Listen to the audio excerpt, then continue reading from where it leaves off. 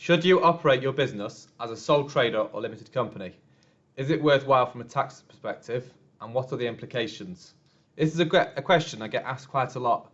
On my last video post, a question was asked whether it would be worthwhile converting from a sole trader to a limited company to take advantage of the super deduction. The answer is not straightforward. However, this should give some insight on the tax implications of either option.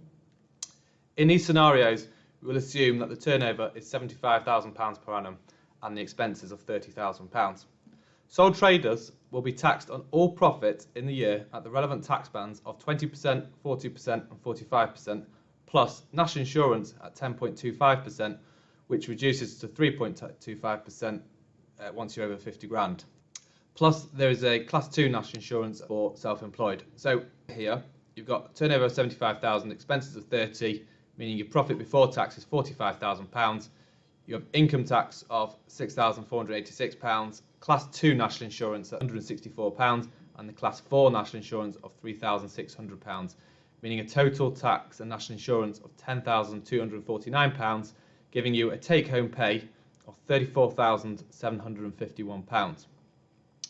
Now, over to the limited company. When operating a limited company, can give the director a remuneration, and that will take advantage of the personal tax allowance and the national insurance thresholds. There will be, in this scenario here where we've given that level of director remuneration, there will be a bit of employer's national insurance on the director's remuneration, and we're going to assume here that the business owner has drawn all the profit after tax in the year as a dividend, and to therefore just give it a like-for-like scenario from a tax perspective to the sole trader option.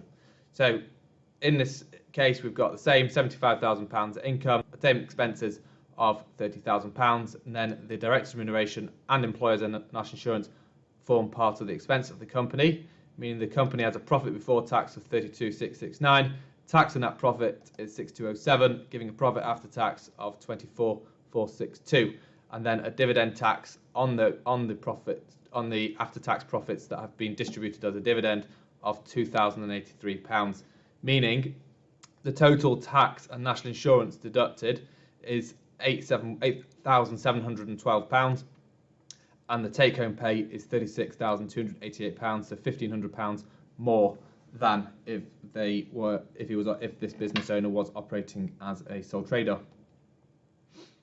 The tax savings can be greater than that if there's more than one shareholder.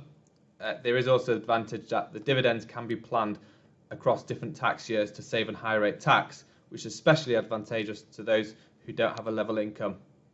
Tell me something more about people who are self-employed. Now, don't let the tax tail wag the dog. There are other considerations of operating a limited company versus a sole trader, and here are just a few of the benefits of a limited company. So firstly, you've got limited liability, meaning the owners of the business are protected from the company's liabilities to the extent of the amount of capital in the company. So that's any capital that the owners have invested into the business, and any retained profits that the business has generated.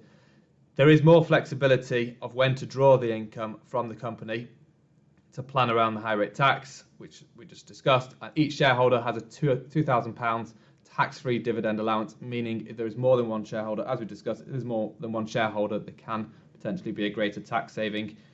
It also gives the business a more established presence being a limited company, and the business can then access research and development tax credits and other UK tax incentives, such as the super deduction on new assets purchased to the end of March 2023. Now here, again, just a few drawbacks of operating a limited company. So there's ongoing admin costs of maintaining a limited company and statutory filings.